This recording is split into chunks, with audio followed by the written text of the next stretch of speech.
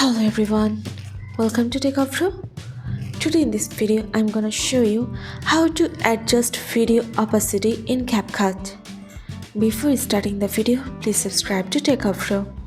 So let's get started. For this you have to open your CapCut.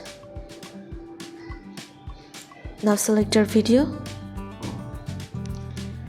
Then press on your video. Now search for opacity.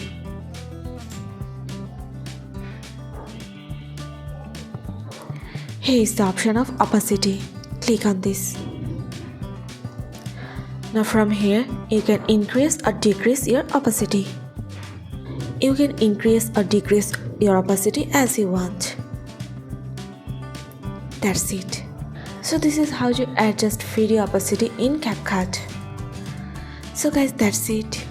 You can do this. I think this video is very helpful to you. If it was, then give a thumbs up and hit the subscribe button, and thanks for watching.